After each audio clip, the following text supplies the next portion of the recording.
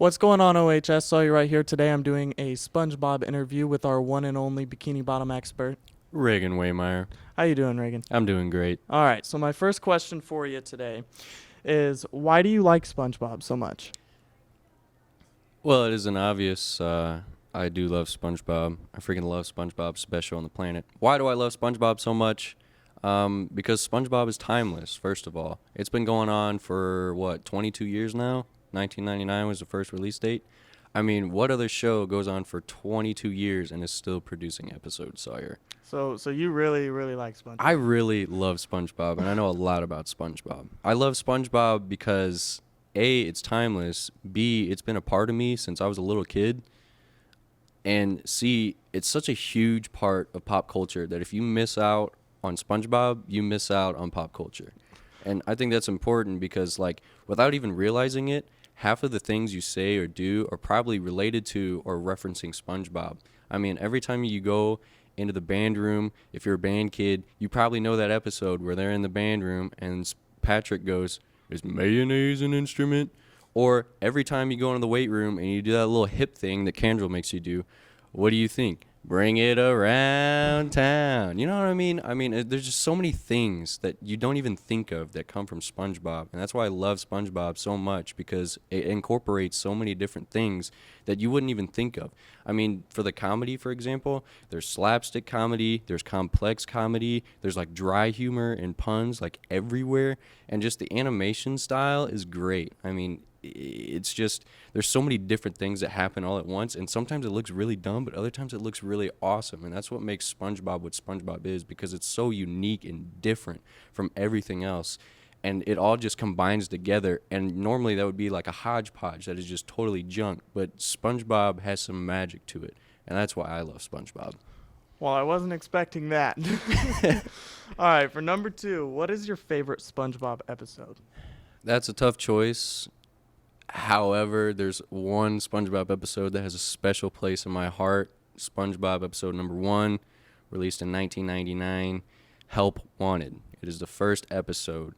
You see from the get-go, there's great character development and characterization.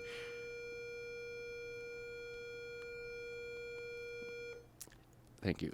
There's just there's so many different things from the get-go, and it's funny from the get-go because, I mean, the first episode, there's this wild animation, a bunch of artichokes or whatever, not artichokes, freaking anchovies that get off the buses, and they're all crowding, and they're surfing Squidward everywhere, and Mr. Krabs is like, "I want me mother, Squidward." I mean, Great impression. it's just, from the very get-go, you get to know the characters and you know who they are in just one episode. And I don't see a lot of other shows that do that. Bonus question. Are there any voice impersonations that you can do? Not really that are super well. I can do Scooter's little laugh. Oh, Scooter's the purple surfer dude at the beach. I can do him okay, I guess. Well, I'm not familiar with the show, but if you want to go for it, go for it. He made me experience high tides, dude. Oh! Great. Yeah. Great. All right. For number 3, what do you think is the secret ingredient in the Krabby Patty formula? Okay, so with SpongeBob being as popular it is, there's theories everywhere, and me being me, I'm that guy at 1 a.m. who just wakes up and is like, dang, I'm just going to watch some YouTube, right? And then you go down those rabbit holes. So I watch those kind of theories and stuff, and basically the secret ingredient is crab meat. Mr. Krabs is a cannibal, everybody. You ever notice how the only other crab you see, basically, besides one episode, is his mom? You see his mom every now and then, but then the rest of the episodes, there's only one episode, I'm pretty sure, that has other crabs in it. It's a whole theory. Go watch it on YouTube. So do you think he's going around killing crabs? I wouldn't necessarily say killing crabs, but it's definitely a possibility, because how else are you going to get the crab meat? There's theories out there. Go watch them. It's worth your time. All right, and for number 4, let's see. I believe this is the last question. If you had to kill off one of the main characters, which one would you kill? Okay, let's establish main characters first. SpongeBob, Patrick, Squidward, Mr. Krabs, Plankton Sandy. Who would I kill off? I would say probably. Wow, that's a tough question. Erased from the whole franchise, gone. Erased, gone. I would probably say Sandy. Honestly, it's not Really? that I don't like Sandy, but like she's not as much of a drive for the episodes as much as every other episode, like every other character, you know? Like Squidward plays a major part, like he's half the drive. Patrick is SpongeBob's like right-hand man, like he's always there.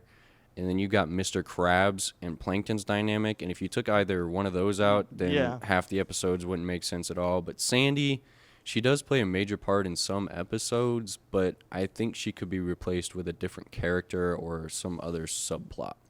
Okay. Well, thank you, Reagan, for your time. I hope you Absolutely. guys enjoyed. Yeah. If you haven't watched SpongeBob, what are you doing with your life? Where is your childhood?